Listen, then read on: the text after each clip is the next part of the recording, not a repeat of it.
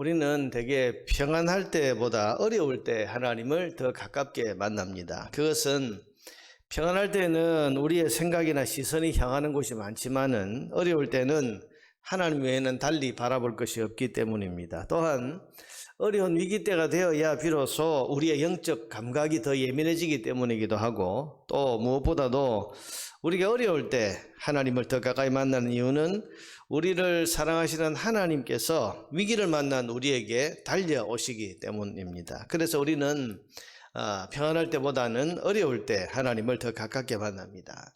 자, 오늘 본문에서 다윗은 또 위기를 만납니다. 사울이 또 군사를 풀어서 다윗을 죽이려고 나섰기 때문입니다. 급한 나머지 다윗은 숲풀 속에 몸을 은신했습니다. 그렇지만 여러분, 600명이나 되는 다윗의 무리들이 깊은 숲도 아니고 숲풀에 숨었으니 그게 무슨 피난처가 되겠습니까? 당장 사람들의 눈에 띄지 않겠습니까? 누가 발견하고 사울에게 신고하면 다윗은 꼼짝없이 지금 당할 위기에 처한 것입니다. 실제로 오늘 본문에 보니까 사울에게 충성심을 가지고 있던 10지역 사람들이 다윗이 10광야 숲풀 속에 숨어 있다, 그렇게 밀고를 하죠. 19절에 보니까 그때 10 사람들이 기브아에 이르러 사울에게 나와 이르되 다윗이 우리와 함께 광야 남쪽 하길라 산 숲풀 요새에 숨지 아니하였나이까. 이런 보고를 듣고 사울은 즉시 군대를 그리로 보내겠다, 그렇게 말을 합니다. 그런데 이런 급박한 상황 가운데에서 하나님은 불안에 떨고 있는 다윗에게 위로자, 격려자를 보내주십니다.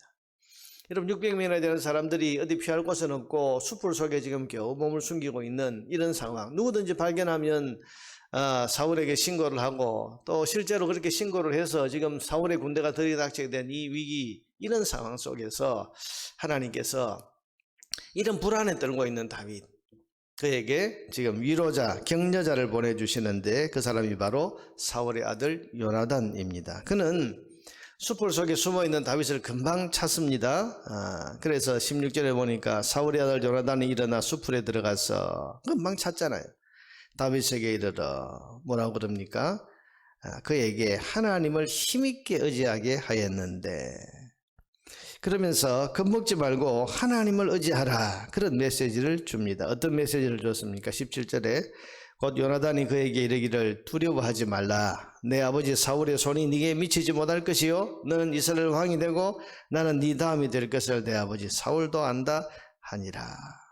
지금 불안에 떨고 있는 이 다윗에게 요나단이 나타나서는 하나님이 너를 지켜주실 거다, 그래서 힘있게 하나님을 의지하라, 그런 메시지를 주면서 내 아버지 사울의 손이 네게 미치지 못할 것이고 너는 이스라엘 왕이 된다. 여러분, 이스라엘 왕이 된다는 이야기는 뭡니까? 요나단은 아마도 지금 두려워하고 있는 이 다윗에게 하나님이 너에게 기름 부으신 것을 너는 기억해라.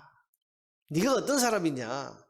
너는 하나님께서 이스라엘의 왕이 된다고 머리에 기름을 부어주신 사람 아니냐? 그러니 그런 너를 하나님이 보호하시지 않겠냐?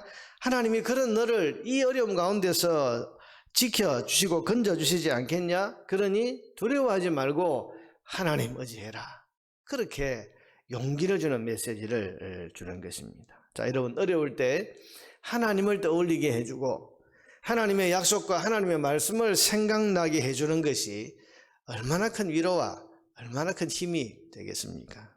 여러분, 대개 사람들은 어렵고 힘들 때에는 정신을 못 차립니다. 그래서 눈앞에 지금 벌어지는 이 위기와 또 눈앞에 있는 이 문제를 해결하느라고 그 일에만 마음을 빼앗겨서 하나님을 미처 생각하지 못할 때가 많습니다. 당장 급한 일이 있으니까, 당장 해결해야 될 일이 있으니까.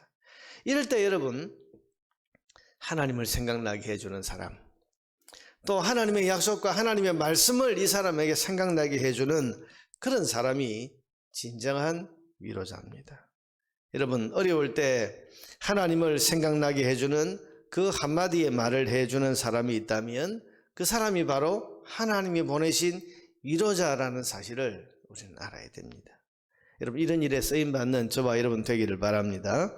하나님께서는 위로자를 보내어서 지금 두려워하고 있는 이 다윗을 하나님 생각하고 하나님 약속의 말씀 붙들고 너 두려워하지 말아라 이렇게 그의 믿음을 도우신 하나님께서는 동시에 오늘 본문에 보니까 기가 막힌 타이밍에 블레셋 군대를 보내셔서 이 사울의 발걸음을 돌려 놓으십니다. 27절에 보니까 전령이 사울에게 와서 이르되 급히 오소서 블레셋 사람들이 땅을 침노한 지금 블레셋 군대가 쳐들어왔습니다. 이에 사울이 다윗 뒤쫓 길을 그치고 돌아와 블레셋 사람들을 치러 갔으므로 그곳 이름을 셀라 하마느곳이라 칭하니라. 셀라 하마느곳 분리하는 밥이다. 이것은 사울과 다윗을 분리했다 그런 뜻이죠. 하나님께서 지금 다윗은 그저 이제 둘러 에워싸서 이제 그야말로 포위 작전으로 쭉 들어가면 이건 뭐 꼼짝없이 당하는 상황이에요. 근데 하나님께서 기가 막힌 타이밍에 블레셋 군대를 하나님께서 이제 그 접경에 쳐들어오게 하심으로써 이 소식이 전해지고 그래서 다윗을 포위해서 죽이려고 하던 이 계획을 포기하고 이제 블레셋 군대를 치러 갔다. 이게 이제 오늘 본문의 내용이죠. 하나님께서는 이렇게 환경을 통해서도 자기 백성을 보호해 주시는 것입니다. 사랑하는 여러분, 하나님께서는 자기 백성을 지켜주십니다. 성령의 기름 부음을 받은 저와 여러분의 삶도 하나님이 돌보시고 위로해 주시는 줄을 믿으시기를 바랍니다. 하나님께서는 우리가 어려울 때 말씀의 위로자를 통해서 우리에게 힘을 주시고 위로의 말씀을 주십니다.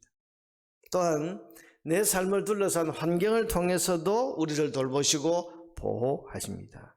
이런 하나님의 보호와 도움의 손길이 오늘도 저와 여러분과 함께 있다는 사실을 믿으시기 바랍니다. 여러분 오늘 하루를 지내면서 여러분에게 다가와서 하나님과 하나님의 말씀을 떠올리게 해주는 사람이 있다면 그 사람은 하나님이 여러분에게 보내신 위로자인 것을 믿고 감사하시기를 바랍니다.